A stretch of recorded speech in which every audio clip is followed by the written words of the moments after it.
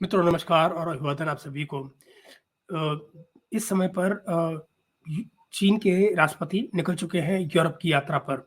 Europe की यात्रा उनके लिए ये बहुत महत्वपूर्ण है, ख़ासकर एक ऐसे समय पर जिस समय यूरोप में भी डिवीज़न पैदा हो रहे हैं कि आखिर चीन के साथ कैसे डील किया जाए। जो तमाम यूरोपियन मुल्क हैं, वो इस समय इस बात को लेकर पशोपेश में हैं कि जिस तरह से चीन की ताकत और चीन की अर्थव्यवस्था बढ़ रही है, उसके चलते उसके साथ किस तरह डील किया जाए, इसको लेकर तमाम यूरोपियन मुल्कों में अलग-अलग विचार हैं, और विचारों का भेदभाव है।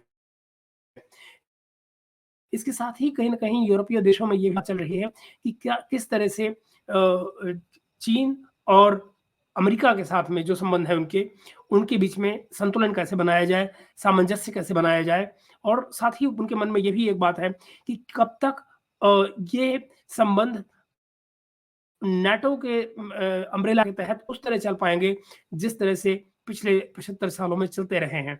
और क्या यूरोप के लिए ये उतना ही उचित होगा कि आने वाले भविष्य में कि वो यूरोप के कॉलोनी की तरह से बनकर रहे और वही सब कुछ करे, वही नीतियाँ अपनाए, चाहे वो अंतर्राष्ट्रीय नीतियाँ हों या आर्थिक नीतियाँ हों, जो अमेरिका उसको कहे, या अमेरिका की नीतियों के पीछे-पीछे चले। ये कुछ बड़े सवाल हैं जिन पर तमाम यूरोपियन मुल्क जो हैं, वो इस समय पशोपेश में हैं और उनके आपस में भी मतभेद हैं इसको लेकर।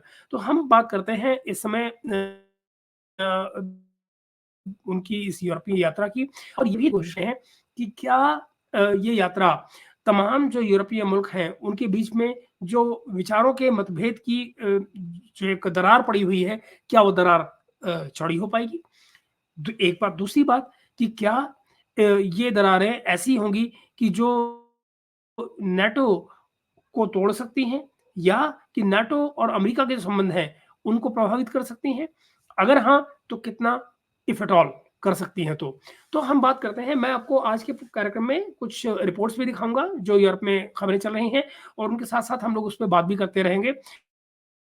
तो कि हम जो जो कुछ आज हो रहा है, उसको भी अपने घटनाक्रम में अपनी बातचीत के में ले पाएँ उसको, और साथ ही उन बातों का जो जो जो जो एक विस्तार है, उसको कहीं छोड़ ना जाएँ, किसी भी बात को छोड़ ना जाएँ।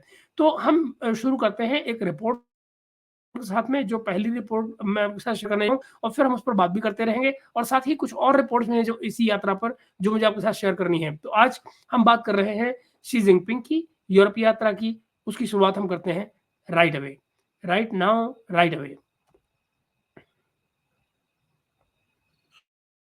Now, the Chinese president, Xi Jinping, has arrived in France, kicking off his first trip to the EU since 2019. Xi is due to meet with French President Emmanuel Macron today, and later in the week, the Chinese leader will continue on to Serbia and Hungary, two countries that are seen as closer to Beijing.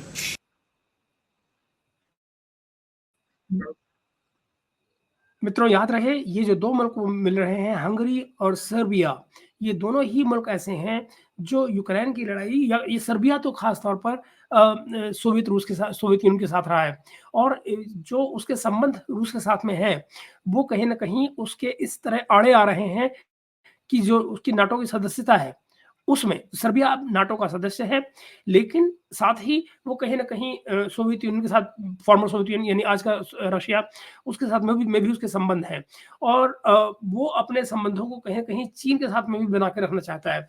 तो अब यही वो कांटे की बातें हैं जिनका मैं आपसे ज़िक्र कर रहा हूँ। दूसरी तरफ हंगरी का भी यही मसला आ रहा है कि हंगरी भी इन सारे मसलों में, जहाँ एक तरफ फॉर्मर ईस्टर्न ब्लॉक से बिलॉन्ग करता है, वो आपको याद होगा, ईस्टर्न ब्लॉक जो कभी वार्सा पैक्ट हुआ करता था, उसके तहत आता है। तो आप ये देखिए कि ये तमाम मुल्क ऐसे, और ये सारे के सारे जो कंट्री चुने गए हैं, सर्बिया, हंगरी, फ्रांस, ये तीनों देश ऐसे हैं जो कहीं न कहीं न सिर्फ ये यूरोपीय मुल्कों को लीड कर रहा है फ्रांस, एक डिसेंट की आवाज़ है वो। दूसरी तरफ ये जो दोनों मुल्क हैं, वो बैलेंस ढूँढ रहे हैं कहीं अमेरिका, चीन, यूरोप के बीच में। तो इस नज़रिए से इसको देखिए बात को। EU leaders are divided over how to deal with China amid its growing global influence and economic might. And these are live pictures that you can see of the French President Emmanuel Macron, that's the European Commission chief Ursula von der Leyen.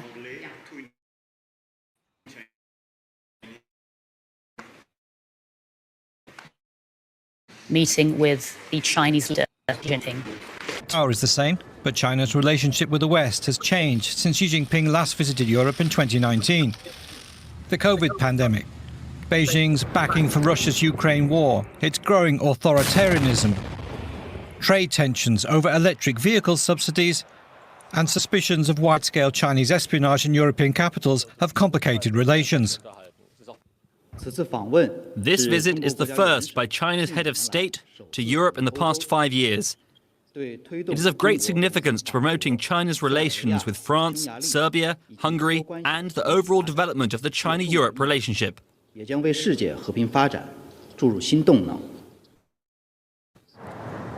China's economic muscle and growing global influence have left Europe divided on how to deal with Beijing. Xi will be happy to exploit those divisions as the continent struggles to define its role between the United States and China. In Paris, Xi and France's Emmanuel Macron will talk over trade and investment and the Middle East. Macron aims to drum up business for French firms and convince Xi not to get further involved in Russia's war in Ukraine. France sees Xi's visit, which officially marks 60 years of French-Chinese diplomatic relations, as an important diplomatic moment and wants to focus on China's broader relations with the EU. Macron has invited European Commission President Ursula von der Leyen to the talks. After France, Xi will head to Serbia for talks with President Alexander Vučić, an authoritarian strongman and ally of Russia's Vladimir Putin. Hungary wants to deepen diplomatic and trade ties with autocracies such as Russia and China.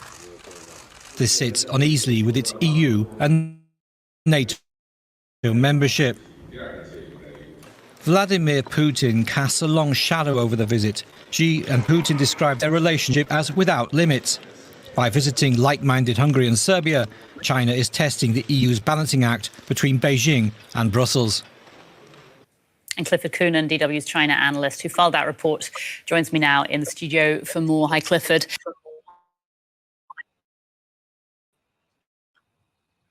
मैं आपको यहाँ इसलिए रोक रहा हूँ, ये जो संबंध है जिनका मैंने आपसे पहले ही जिक्र किया कि जो सर्बिया के साथ जो रिलेशन है इनके वो बड़े इंपॉर्टेंट है इस मौके पर, खासकर तब जबकि यूरोप में डिवीजन लगातार बढ़ते जा रहे हैं। फ्रांस इस डिवीजन को लीड कर रहा है। एमेनुअल मैक्रोन, आपको याद होगा पिछले हफ्ते उन्होंने जो एक तकरीर की थी जिसका बड़ा जिक्र हुआ दुनिया भर में, जहां पर वो कह रहे हैं कि यूरोप इज मॉर्टल, कि यूरोप फ्रेंच पीस का यूरोप इज डाइंग, कुछ लोगों ने उसको ट्रांसलेशन किया था तो कुछ ने उसका अनुवाद किया ये कहते हुए कि द यूरोप इज मॉर्टल। तो मगर इन तमाम बातों को वो कह क्यों रहे हैं? वो कह इसलिए रहे हैं कि क्या हम इसी तरह से, यूरोप अगर इसी तरह से अपनी पॉलिसी चलाएगा कि वो पीछे चलेगा अमेरिका के, तो उसके पास कोई रास्ते नहीं है। तो बेसिकली वो कहना ही चाह रहे हैं कि यूरोप को अपने पैरों पर खड़ा होना होगा, अपनी जो सुरक्षा व्यवस्था है वो उसको खुद करनी होगी, ना कि वो ये डिपेंड करे कि नाटो कंट्रीज के तहत अमेरिका उनकी मदद को आएगा हर बात के लिए और उनको न्यूक्लियर अम्ब्रेला के अंदर रखेगा। तो ये वो तमाम मुद्दे हैं जो इसमें इंपॉर्टेंट हो रहे हैं। दूसरी तरफ ईयू के अपने जो रिलेशन है, EU as a European Union जो है उसकी प्रेसिडेंट जो है उर्सुला फॉन डर लायन, उनकी भी मुलाकात आज हुई है शी जिनपिंग से, और इन दोनों ने यानी कि एमेनुअल मैक्रोन जो प्रेसिडेंट हैं फ्रांस के और जो यूरोपियन यूनियन की जो प्रेसिडेंट हैं उर्सुला फॉन डर लायन, उनकी भी मुलाकात दोनों की हुई है और उन्होंने कहीं ना कहीं ट्रेड पर उनको पुश किया है और ये कहा है कि इस तरह से अनबैलेंस तरीके से ट्रेड लीड लेती रही हैं हमेशा, और आज भी कुछ कन्वर्सेशंस ऐसी हुई हैं उनके बीच में जो सुनी गई हैं और माना गया है कि दोनों लीडर्स ने यानी कि एमेनुअल मैक्रोन और उर्सुला फॉन डर लायन दोनों ने ही शी जिनपिंग को पुश किया है ऑन ट्रेड। लेट्स सी कि ये चीजें आगे डेवलप कैसे होती हैं, लेकिन अभी ये हम पहले सुनते हैं कमेंट्री जो आ रही है सीधे यूरोप से। So just tell us, what are the most important topics on the agenda today? I think Russia's invasion of Ukraine and trade issues are going to take center stage in the talks today. Russia's invasion of Ukraine has been a major issue, and Russia's relationship with China and its invasion of Ukraine has been has been a major issue, and they're trying to resolve that. And EU officials are obviously investigating Chinese exports of cheap electric vehicles into the European market. So they'll take precedence. But the overarching backdrop to this visit is strategic. Ultimately, China sees this as a way to drive a wedge between Europe and the United States. And I think a lot of the meeting is going to focus on that aspect of that. Mm-hmm. Talking about Ukraine, I mean, China, of course, says it's neutral, doesn't it, regarding the Ukraine conflict, and yet it does deliver supplies to Russia that support its war effort. So how realistic is it that France can nudge China, will be able to persuade China to shift its position? Well, I think to understand that, if we cast our minds back to a year ago when she went to visit Putin in Moscow, and she took Putin aside and said, we are making changes here that have not been seen for 100 years. And they clasped hands, and it was a moment, and it just showed just how close Russia and China are. They've had their differences in the past. So for the French, despite the fact that they're laying on quite a program for Xi Jinping while he's there, to match that, they're just not going to be able to do it. So I think they've got an uphill battle. Okay. And of course, Ursula von der Leyen, the EU Commission chief, is joining the talks today. And what points will she be making? I think she'll be very focused on the trade aspect, the fact that European fears that China will flood its market with cheap, heavily subsidized electric vehicles. She'll also be addressing the Ukraine issue, because obviously that's one issue that seems to be very close to her heart. And she'll be seeking to bring a more European perspective to things, although she and Macron will very much be on the same page when it comes to Ukraine, I think. So I think that's going to be von der Leyen's focus. Okay. And after leaving France, Xi Jinping is going to be travelling on to Serbia and Hungary, won't he? Why those two countries? Well, these are also states that are quite closely linked in many ways to Russia. In Serbia, Xi Jinping will be marking 25 years since the bombing of the Chinese embassy there. And that's a real signal that China has a lot of reservations about NATO. So in some ways, he's laying out a stall that way to show that China will get close to the West, but it has a real problem with issues like NATO. DW's Clifford Coonan. Thanks so much, Clifford. अब जरा देखिए, ये जो timing है, ये जो तमाम timing चुनी है शी जिनपिंग ने यूरोप यात्रा की, वो भी बड़ी इंपॉर्टेंट है। इस समय जब वो फ्रांस गए हैं, तो फ्रांस में उनकी जो डिप्लोमेटिक रिलेशन है, राजनयिक जो उनके संबंध हैं, उनके 60 साल पूरे हो रहे हैं। साथ ही वो हंगरी जा रहे हैं। हंगरी में उनके डिप्लोमेटिक टाइज के 75 साल पूरे हो रहे हैं। और तीसरी तरफ वो जा रहे हैं सर्बिया में इस समय जब वो जा रहे हैं, इस साल 25 साल पूरे हो रहे हैं उस चाइनीज एम्बेसी की बॉम्बिंग के, जो सर्बिया में की गई थी आज से 25 साल पहले। ये भी एक संकेत है कि तमाम बातों के बावजूद चीन आगे बढ़ने को तैयार है। चीन के संकेत यूरोप को हर तरह से हर कॉर्नर से दे रहा है। ये कहीं ना कहीं आप ये देखिए, जैसा कि शुरू में इस रिपोर्ट का जिक्र किया गया कि वो कहीं ना कहीं यूरोप और अमेरिका के बीच में एक वेज डालने की कोशिश कर रहा है। वो एक ऐसी क्या कहा जाए कि मतलब वो बीच में वेज बनकर खुद आना चाह रहा है, ताकि वो दोनों का फायदा उठा पाए और ये बना पाए कि जो यूरोप, वो कहीं ये पॉइंट अंडरलाइन कर पाए कि यूरोप जो है वो जरूरी नहीं है कि अमेरिका पर डिपेंडेंट ही रहे। मतलब ये कि वो सेल्फ रिलायंट भी हो सकता है, जो इकोनॉमिक टाइज हैं उसकी वो चाइना के साथ बढ़ सकती हैं। इनमें कई मुद्दे हैं जिन पर बड़ी फोकस बातचीत होनी है। फॉर एग्जांपल, जैसे ये इलेक्ट्रिकल व्हीकल की बात हो रही है, तो यूरोप को डर ये है कि चीन बड़े चीप ईवीज इलेक्ट्रॉनिक व्हीकल्स बनाकर यूरोप में डंप कर देगा एक तरह से, और यूरोपियन जो मैन्युफैक्चरर होंगे इसमें वो बर्बाद होने का उनका खतरा है। नंबर 1। दूसरी बात ये भी है कि जैसे फ्रांस की ब्रांडीज हैं या विस्कीज हैं जो चीन जा रही हैं, उनको लेकर भी कुछ इश्यूज हैं, तो जिन पर इस समय बात होनी है, तो वो बेसिकली और इस सब के बीच में क्या आता है, इन सब के बीच में कहीं ना कहीं ट्रेड सरप्लस का भी चक्कर आता है, तो बेसिकली ट्रेड ये नहीं हो सकता कि सिर्फ चीन की ही तरफ से हो, इधर से जो ट्रेड होना है उसके लिए भी मार्केट आपको खोलना होगा। तो वो तमाम मुद्दे इस बारे में होने हैं। जो उनका फोकस तमाम का तमाम यूरोपियन यूनियन के लिए एक बेहतर एटमॉस्फेयर, बेहतर डील लेने का होगा चाइना से। दूसरी तरफ फ्रांस अपनी पर्सनल जो अपनी नेशनल इंटरेस्ट है उनके, कि जहां पर उनके अपने प्रोडक्ट्स जो है, ब्रांडी हुआ, ये विस्की हुआ, ये तमाम चीजें जो चाइना जा रही हैं उनको भी लेकर इश्यूज हैं दोनों के बीच में, तो वो डिस्कस हो रहे हैं। इन सब के बीच में जाहिर है जो रशिया यूक्रेन वाला जो इशू है वो भी है। नहीं भूलने की बात है कि यूक्रेन और जो वॉर है यूक्रेन रशिया की, उसमें चाइना ऑफिशियली दो न्यूट्रल है, मगर सच ये भी है कि चाहे बात चाइना की हो और चाहे हो इंडिया की, दोनों ने ही रशिया से कहीं न कहीं ऑयल खरीदा है। जो ऑयल खरीदा है और मेजर खरीदा है, दुनिया में सबसे ज़्यादा ऑयल इन्हीं दो मुल्कों ने खरीदा है, उससे कहीं न कहीं रशिया की फंडिंग भी हुई है इस वॉर की जो यूक्रेन के अगेंस्ट चल रही है।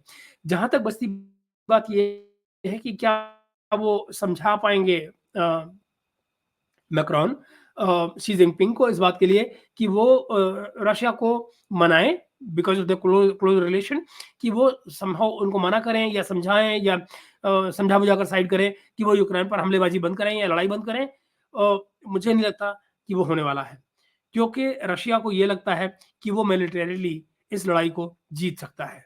तो उस केस में मुझे नहीं लगता कि चाइना पुश कर पाएगा। अगर वो पुश भी करे तो रशिया उसके लिए शायद एग्री नहीं होगा, ऐसा मुझे लगता है। आगे देखते हैं। All right, we can get more on this from our correspondent who is standing by in Paris, Lisa Lewis. Now, Lisa, tell us what the most important topics on the agenda will be in these talks.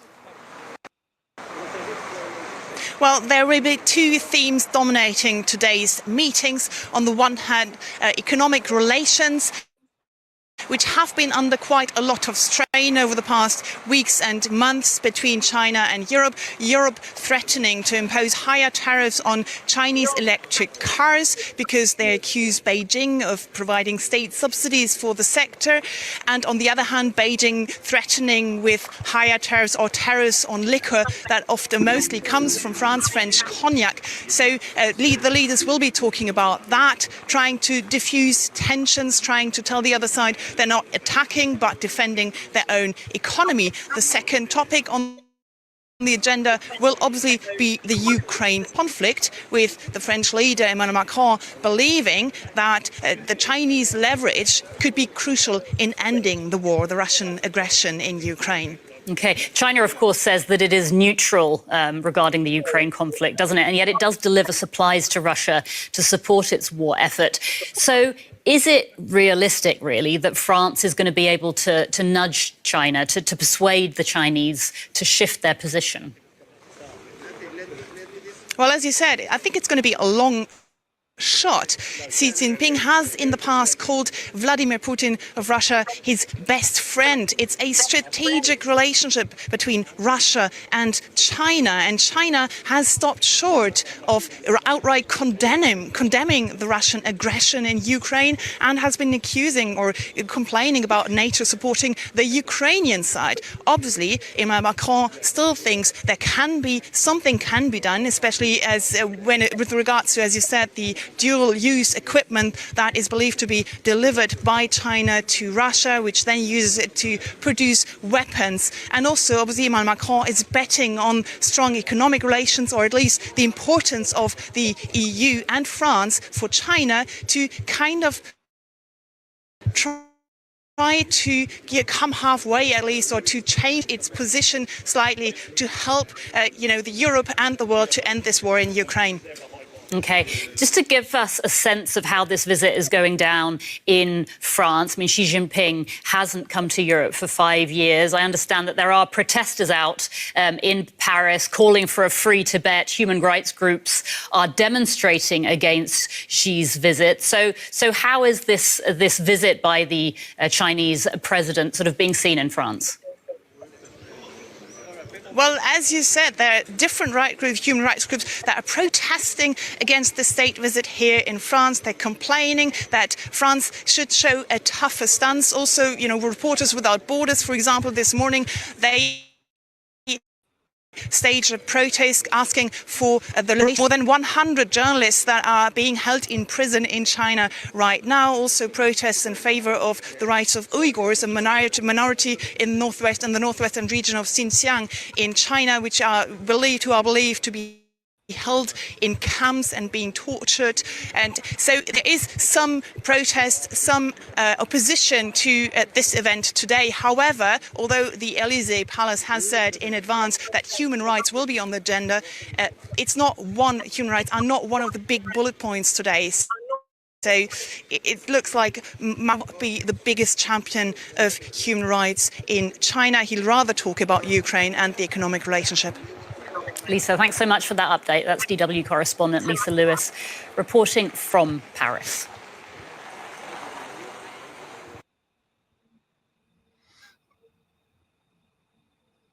जी मित्रों, तो जैसा कि मैंने आपको बताया था, ये हैं वो हालात जिनके बीच में ये लड़ाई जिसके बीच में ये यात्रा हो रही है और मुझे इसमें कहीं कोई शक नहीं नज़र आता है कि आने वाले दिनों में आप इसमें से बहुत सारी और स्टोरीज सुनेंगे जो आने वाले दिनों में निकल कर इससे आएंगी। यूरोप यात्रा बहुत बहुत महत्वपूर्ण होने जा रही है। मैं आपको इसमें से और ज़्यादा रिपोर्ट्स बनाकर दूंगा अभी लगातार, और उसका रीज़न सिर्फ यही है क्योंकि इसका इम्पैक्ट न सिर्फ चाइना और यूरोप पे आएगा, बल्कि तमाम दुनिया के मुल्कों पर आएगा, रिश्तों पर आएगा। क्योंकि जो इकोनॉमिक रिलेशंस चाइना और यूरोप के बीच में डेवलप होंगे, आप ये देखिए उसका तमाम इम्पैक्ट बाकी जो मुल्क हैं, चाहे वो इंडिया है, चाहे वो बाकी और दूसरे देश हैं जहाँ पर जिनका ट्रेड है यूरोप से, उन सब पे फ़र्क आएगा। तो देखना होगा। जैसे ही कोनियक का ज़िक्र आया, कोनियक का ज़िक्र यही आया था कि न सिर्फ वो ईयू को डर ये है कि ईवीज़ यानी कि इलेक्ट्रॉनिक व्हीकल्स जो चाइना बने हुए हैं, उनको सब्सिडी देने के बाद में सस्ता हो जाएगा, तो वो यहाँ पर डंप किया जाएगा, ज़्यादा से ज़्यादा मात्रा में लाया जाएगा यूरोप में। दूसरी तरफ फ्रांस का अपना कंसर्न ये है कि जो उनकी कोनियक है, जो विस्की है, वो जो वहाँ जा रही है, बीजिंग जा रही है, उस पे टैक्स ज़्यादा है, तो वो उसको बेसिकली डाउन करना चाह रहे हैं। ये कुछ उसी तरह का है, एफटीए वाली चीज़ें होती हैं, जैसे हमारे यहाँ जो ऑस्ट्रेलिया से नेगोशिएट हुआ था। तो आप देखिए कि इस समय जो ऑस्ट्रेलियन लिकर है हमारे यहाँ, वो बड़ी मात्रा में आ रही है। तो ये इसी तरह के एग्रीमेंट्स हैं जिनको ईयू सेटल करना चाह रहा है चाइना के साथ में, ताकि जो ट्रेड का बैलेंस है उसको बनाया जा सके। मैं इस पर और भी रिपोर्ट्स आपसे शेयर करना चाह रहा हूँ, लेकिन मुझे लगता है कि उसको मैं अगले व्लॉग में आपके लिए रखता हूँ, ताकि हम एक-एक व्लॉग में अलग-अलग चीज़ों को डिस्कस कर पाएँ। अदरवाइज़ ये बहुत सारी चीज़ें एक साथ आ जाएँगी तो व्लॉग लंबा हो जाता है और फिर आप उसको एनालाइज़ करने में फिर मुश्किल होती है। तो मैं अगला वीडियो आपके लिए कुछ देर में फिर लेकर आता हूँ, जिसमें इस रिपोर्ट्स की और कॉम्प्लिकेशंस आएँगी।